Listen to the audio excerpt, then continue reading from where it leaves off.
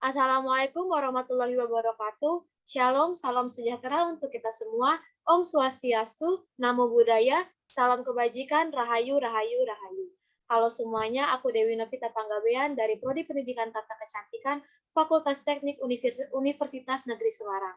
Di sini kami dari kelompok 6 Mendanau akan menyampaikan beberapa opini kami tentang kekerasan seksual. Baik, yang pertama, digeluti selama bertahun-tahun, kekerasan seksual masih menjadi pergumulan bangsa Indonesia hingga kini. Kasus kekerasan seksual bukanlah merupakan soal yang sederhana, terutama bagi masyarakat Indonesia yang berkembang saat ini. Survei menunjukkan adanya peningkatan terjadinya kekerasan seksual dari tahun ke tahun, membuat kita harus tetap waspada dan menghentikan berkembangnya kasus kekerasan seksual tersebut. Kekerasan seksual dapat terjadi pada siapa saja dan di mana saja, tidak memandang usia, gender, ataupun status sosial. Tidak hanya pada wanita, kekerasan seksual bisa terjadi pada pria. Budaya maskulinitas beracun atau toxic masculinity yang dilahirkan oleh masyarakat patriarki diyakini menjadi tabunya kenyataan bahwa laki-laki dapat menjadi korban kekerasan seksual. Budaya patriarki membangun konstruksi bahwa laki-laki merupakan sosok yang kuat, dominan, serta memiliki posisi tawar atau bargaining position, dan kuasa atau power yang lebih atas perempuan, sehingga mustahil bagi laki-laki mengalami kekerasan seksual. Terkait hal ini, sudah semestinya agenda dan upaya pencegahan atau penghapusan kekerasan seksual tidak menjadi kepentingan perempuan saja, melainkan juga lintas gender dan orientasi seksual. Baik, Kak Dewi, terima kasih. Sebelumnya, perkenalkan nama saya Nabila Nuriski, bisa dipanggil Nabila. Saya dari Fakultas Ilmu Pendidikan, jurusan Teknologi Pendidikan. Di sini saya akan menjelaskan tentang definisi atau pengertian kekerasan seksual. Saya ambil dari beberapa referensi atau artikel menurut Kementerian Pendidikan, menurut WHO, dan Komnas Perempuan. Definisi kekerasan seksual menurut Kementerian Pendidikan adalah setiap perbuatan merendahkan, menghina, melecehkan, menyerang tubuh atau fungsi reproduksi seseorang karena ketimpangan relasi kuasa atau gender yang berakibat penderitaan psikis atau fisik yang mengganggu kesehatan reproduksi seseorang. Dan kekerasan seksual menurut WHO dan Komnas Perempuan adalah tindakan yang termasuk serangan seksual dengan perbuatan yang memaksa seperti pemerkosaan, serangan seksual dengan benda, sentuhan, dan sebagainya. Sehingga seseorang merasa dirinya itu tidak nyaman, tersinggung, bahkan seperti harga diri atau martabat seseorang direndahkan. Begitu. Terima kasih. Oke, sebelumnya perkenalkan nama saya Herjunanda Kurniawan. Saya dari Prodi Pendidikan Matematika Fakultas FMIPA. Di sini saya akan menjelaskan terkait tentang latar belakang terjadinya kekerasan seksual. Banyak masyarakat yang menyalahkan korban terkait kekerasan seksual, mulai dari penampilan korban seperti cara berpakaian dan kebiasaan korban keluar malam. Sebenarnya semua itu terjadi karena kesalahan pelaku itu sendiri. Jadi, terjadinya kekerasan seksual dipengaruhi oleh dua faktor, yaitu faktor internal dan faktor eksternal. Untuk faktor internal, berarti faktor yang berasal dari diri seorang itu sendiri, seperti moral atau perilaku, biologis, dan kejiwaan. Yang pertama, untuk faktor moral. Seorang yang memiliki moral yang buruk, maka dia akan sulit untuk mengendalikan nafsu dan pelakunya, bahkan dapat menurunkan rasa nurani terhadap orang lain, sehingga dapat memunculkan tindak kejahatan seperti kekerasan seksual. Yang kedua, faktor biologis. Manusia memiliki berbagai kebutuhan, termasuk kebutuhan seksual. Tapi jika seorang mempunyai moral yang baik, maka dapat terjadi tindakan kekerasan seksual. Yang ketiga, faktor kejiwaan. Seseorang yang mengalami kondisi tertekan atau stres akan satu hal, maka kejiwaannya akan tidak stabil, sehingga dapat memunculkan tindak kejahatan. Berikutnya, faktor eksternal. Berarti faktor yang berasal dari luar diri pelaku, seperti lingkungan, ekonomi, dan media massa. Yang pertama, faktor lingkungan. Lingkungan sosial atau lingkungan keluarga yang buruk atau yang kurang baik dan kurangnya perhatian orang tua terhadap anak dapat mengaruhi seseorang atau dapat menjadikan seseorang untuk melakukan tindak kejahatan, misalnya seperti kekerasan seksual. Yang kedua, faktor ekonomi. Seseorang yang memiliki ekonomi rendah, maka dia akan kebanyakan dia memiliki tingkat pendidikan yang rendah, maka dia akan sulit untuk mendapatkan pekerjaan yang layak. Sehingga untuk memenuhi kebutuhan hidup dia rela untuk melakukan tindak kejahatan termasuk kekerasan seksual itu sendiri. Yang ketiga, faktor media massa. Kebiasaan menonton video pornografi dan beredarnya berita terkait kekerasan seksual dapat membuat seseorang yang memiliki moral buruk memunculkan keingintahuannya untuk melakukan tindakan tersebut. Sekian, terima kasih. Baik, terima kasih. Selanjutnya saya Isti Homsah dari Prodi Pelajaran Bahasa Jepang, Fakultas Bahasa dan Seni, kelompok 6 Mendanau akan menyampaikan opini tentang jenis kekerasan seksual verbal. Sesuai dengan Permendikbudristek nomor 30 tahun 2021, kekerasan seksual verbal berbentuk penyampaian ucapan yang memuat rayuan, lelucon, dan atau siulan yang bernuansa seksual pada korban. Kekerasan seksual tersebut dapat terjadi dimanapun dan siapapun dapat menjadi korbannya. Sebagai contoh, pelaku melakukan siulan untuk menggoda perempuan yang sedang lewat di depannya. Pelaku menganggap hal itu bukanlah suatu masalah, padahal tindakannya termasuk kekerasan seksual verbal. Contoh lainnya yaitu pelaku membuat lelucon bernuansa seksual, mengomentari kondisi fisik seksual seseorang, dan merayu disertai dengan bermain mata, bahkan parahnya lagi, pelaku mengeluarkan suara-suara yang bernuansa seksual. Tentu saja, korban akan merasa risih, malu, tidak aman, direndahkan, dilecehkan, serta dapat mengganggu kondisi mental korban. Mirisnya, hal-hal demikian seperti lumrah dan sudah dianggap biasa di Indonesia. Bukankah fenomena ini menandakan bahwa kurangnya edukasi dan pemahaman tentang kekerasan seksual pada masyarakat? Nah, demikianlah opini dari saya. Terima kasih. Oke, sebelumnya Assalamualaikum warahmatullahi wabarakatuh. Perkenalkan, nama saya Dwi Herdita dari Prodi Ilmu Kesehatan Masyarakat, Fakultas Ilmu Keolahragaan. Saya akan menyampaikan opini tentang kekerasan seksual jenis non-fisik. Yaitu, kekerasan seksual tidak hanya terjadi secara fisik saja, melainkan jenis kekerasan seksual pun ada yang secara non-fisik atau kasat mata, yang artinya tidak bisa langsung diketahui perilakunya apabila kita tidak jeli memperhatikannya, karena tidak terjadi sentuhan antara pelaku dengan korbannya. Kekerasan non-fisik ini tidak menyerang secara langsung, tetapi melukai harga diri serta memberikan rasa malu yang sangat luar biasa. Jenis kekerasan seksual ini pun biasanya tidak disadarkan oleh korbannya, karena beberapa tindakan kekerasan seksual non-fisik dimulai dari candaan atau omongan semata, sehingga mengundang niatan buruk oleh pelaku. Perilaku kekerasan seksual non-fisik seperti menggoda, komentar seksual, lalu lelucon kotor seksual seperti abis keramas nih, semalam main apa, habis digarap berapa kali, pasti capek ya. Tidak hanya itu, tapi ada beberapa contoh dari kekerasan seksual non-fisik lainnya, seperti menghina, terus mengirim lelucon gambar seksual di media sosial, dan masih banyak lainnya. Maka kita harus lebih jeli untuk tahu bahwa perilaku atau kejadian tersebut termasuk ke dalam kekerasan seksual non-fisik atau tidak. Terima kasih. Baik, sebelumnya Assalamualaikum warahmatullahi wabarakatuh. Perkenalkan, nama saya Kuswati Nurutami dari Prodi Kimia dan juga dari kelompok Mendanau. Nah, di sini saya akan menjelaskan tentang jenis kekerasan seksual secara fisik. Contoh dari kekerasan seksual secara fisik adalah pemerkosaan.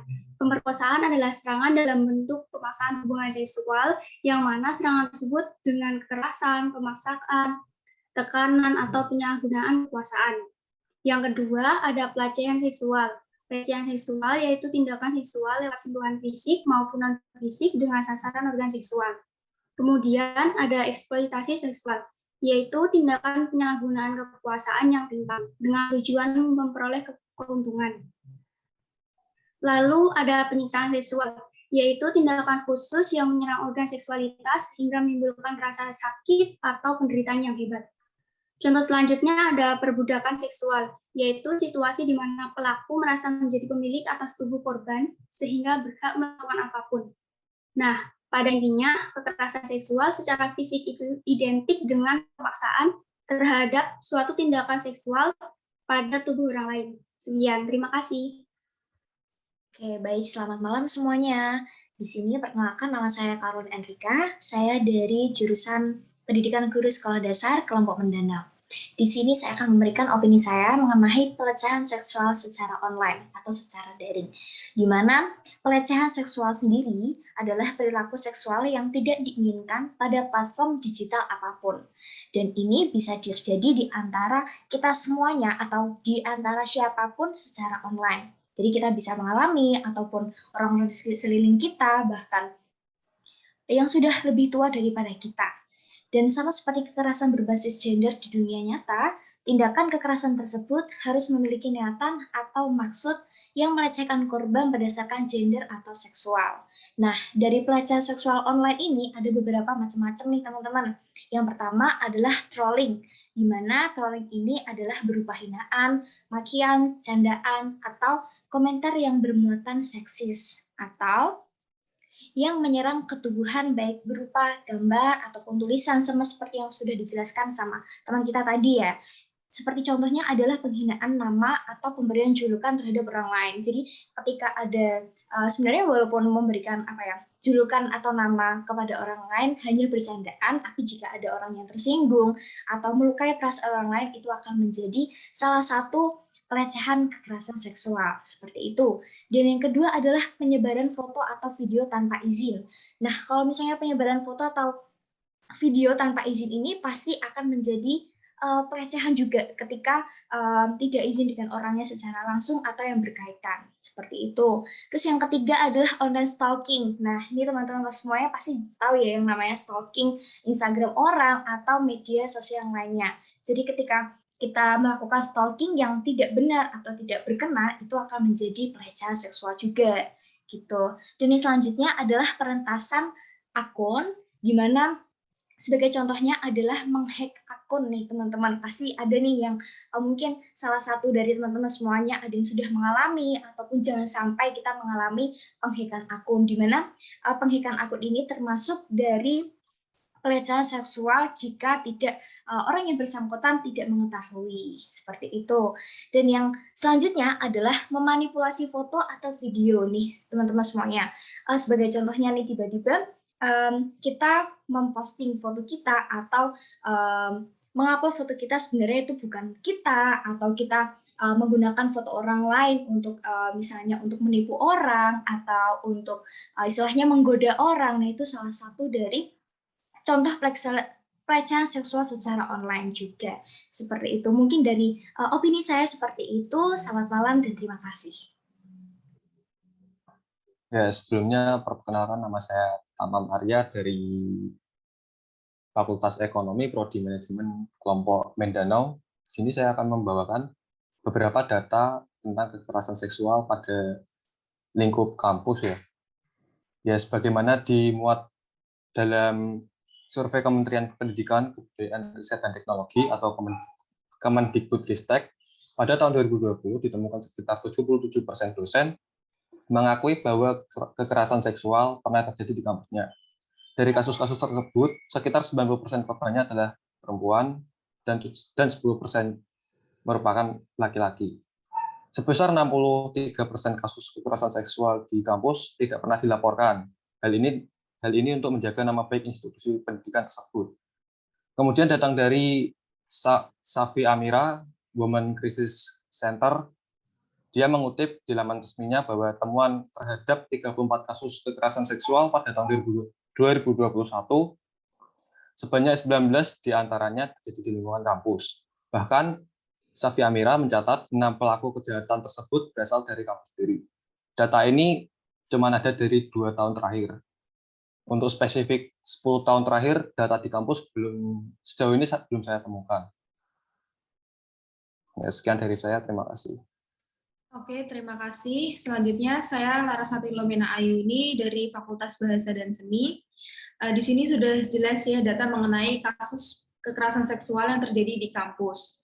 Dan sudah diterangkan secara rinci juga oleh teman kita. Ternyata banyak korban yang berani melaporkan peristiwa kekerasan seksual, karena jika tidak ada yang berani bersuara, data kasus kekerasan seksual tidak akan pernah ada. Melapor ke pihak yang berwajib atau speak up atas apa yang terjadi dalam dirinya adalah suatu hal yang berani, meskipun tidak harus dalam waktu saat itu juga, atau mungkin korban butuh jeda untuk berani speak up. Yang terpenting mereka bisa melakukan itu sudah merupakan langkah awal yang sangat baik. Tidak banyak juga orang yang bisa melakukan hal itu. Korban-korban yang berani speak up atau melapor adalah orang-orang yang merasa bahwa dirinya juga butuh keadilan, butuh kebenaran, dan butuh perlindungan. Karena kalau mereka tidak melapor, akan lebih banyak lagi korban-korban yang ada dan si pelaku tidak akan pernah kapok.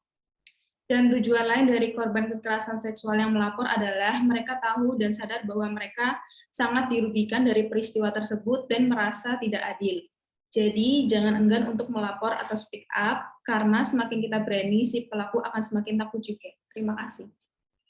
Baik, terima kasih Kak Lara. Selanjutnya itu kenapa korban tidak melapor? 1.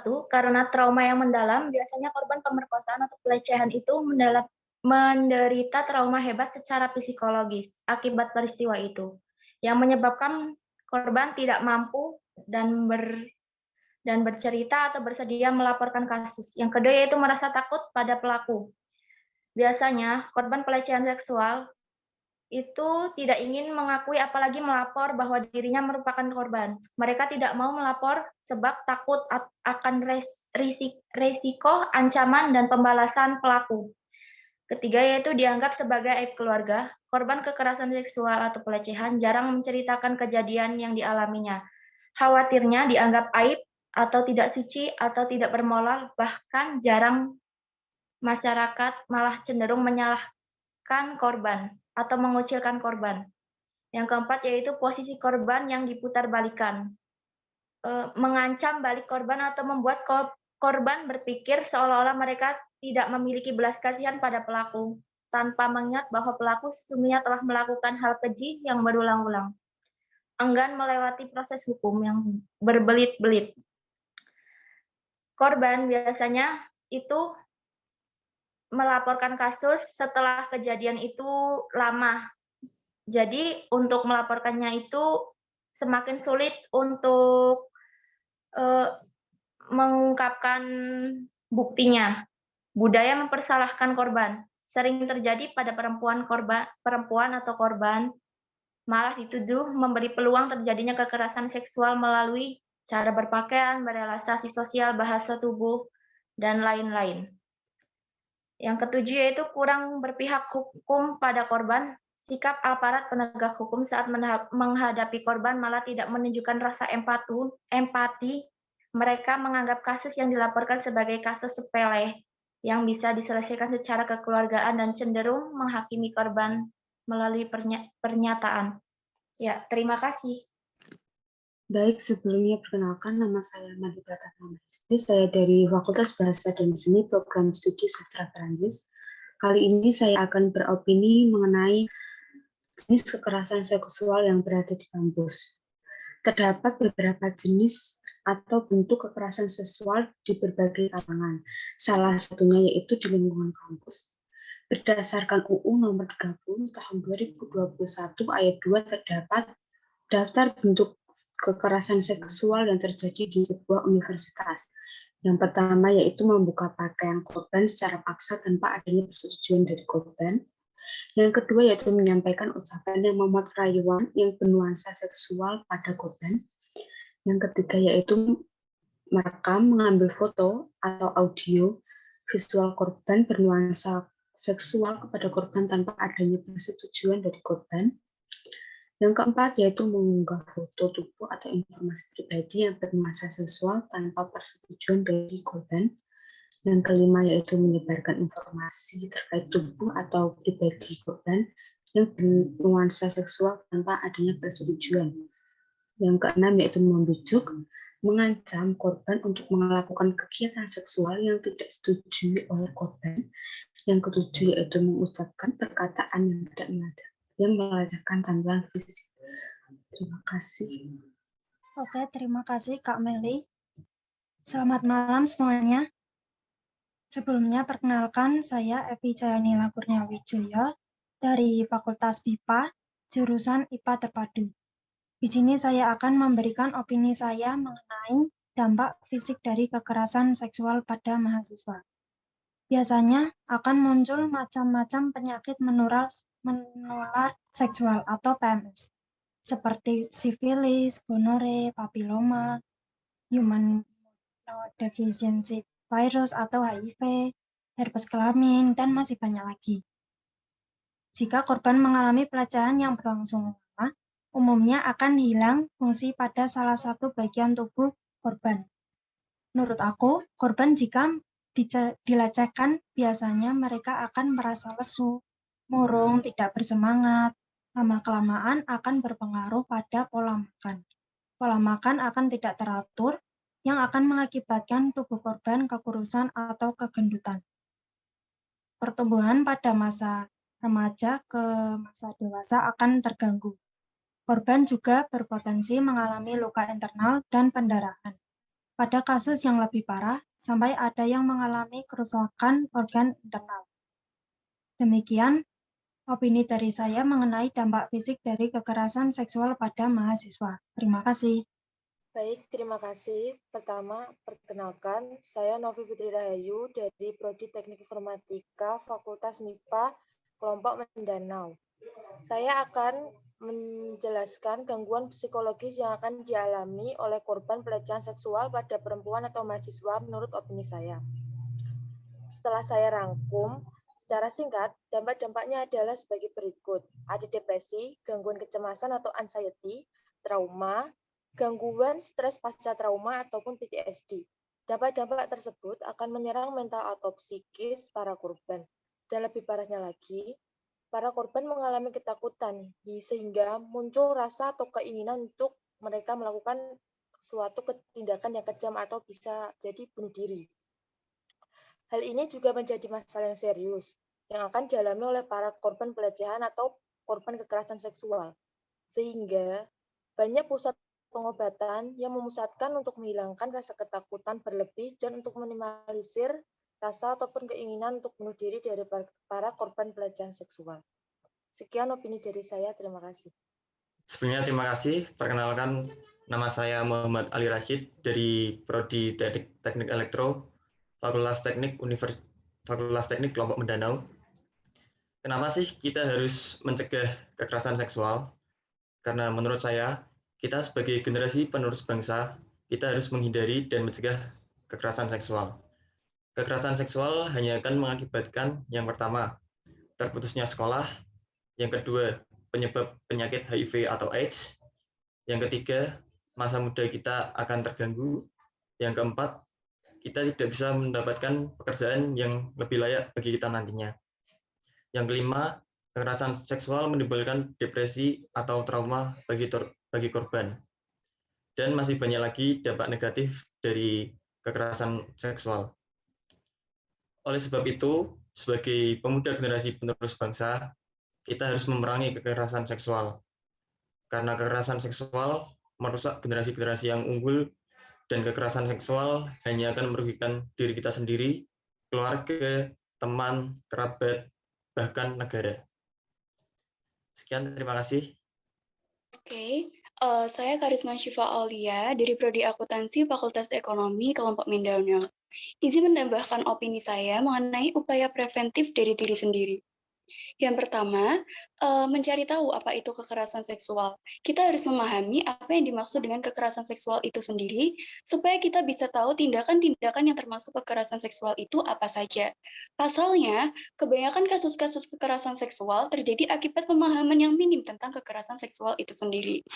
Lalu, menurut saya adalah memberi batasan terhadap sesuatu yang berhubungan dengan seksualitas. Batasan yang dimaksud di sini seperti tidak membiarkan orang memegang atau menyentuh kita secara sembarangan, menghindari obrolan yang menjurus ke seksualitas, atau semacamnya. Lalu, senantiasa mengkomunikasikan perasaan kita. Hal ini dilakukan agar kedua pihak merasa nyaman, dan apabila ada sesuatu yang membuat tidak nyaman, maka kita berhak untuk menolaknya. Kemudian, bersikap waspada dan tegas terhadap orang lain, terutama lawan jenis, agar mereka tidak mudah untuk memperdaya kita.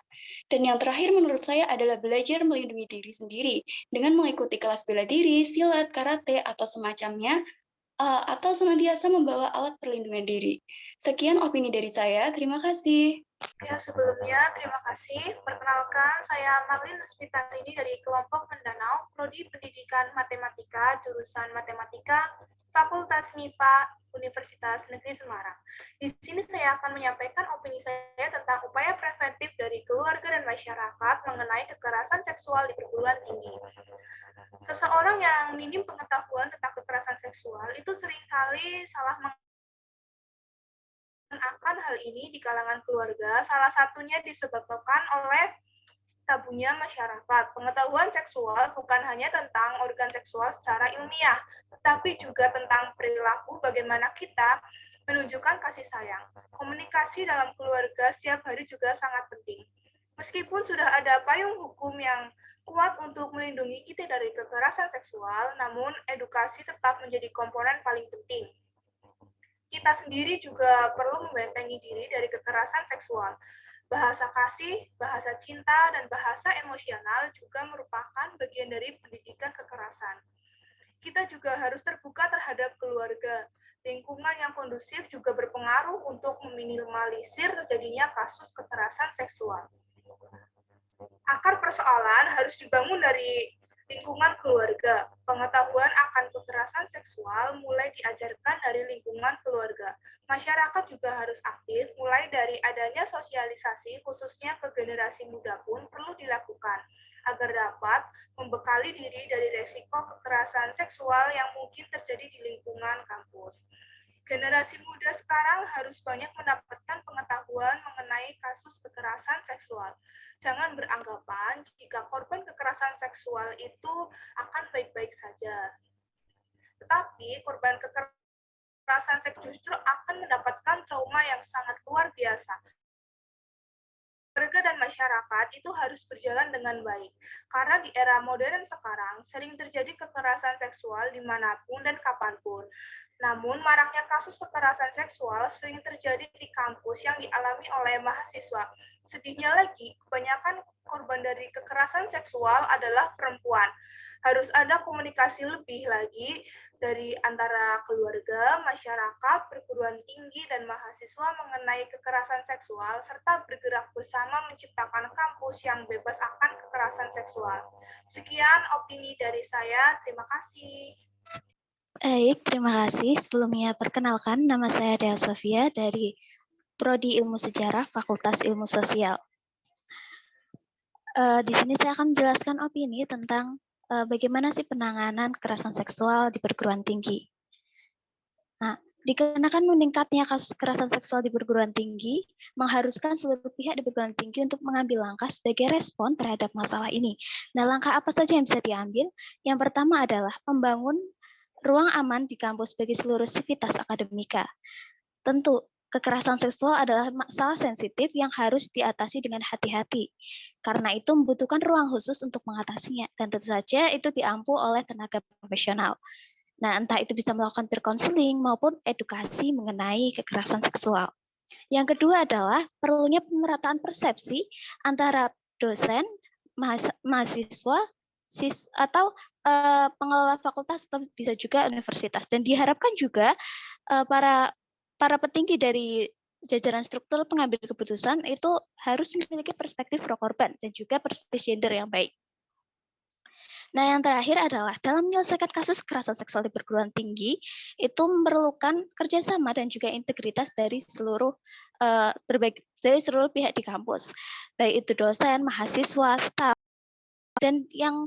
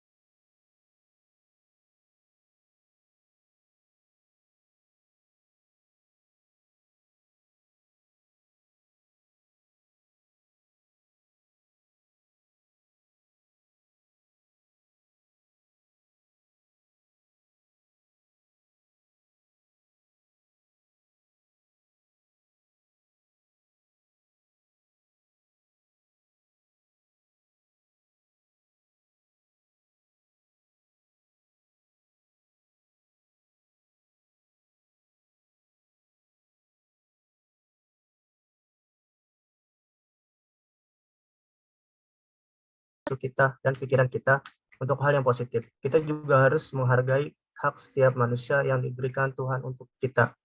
Karena kekerasan dalam bentuk apapun itu sudah melanggar hak seorang manusia. Sekian opini dari saya. Terima kasih. Halo semua, kenalin aku Cindy Nur Febriani dari Fakultas Teknik, Prodi Teknik Arsitektur.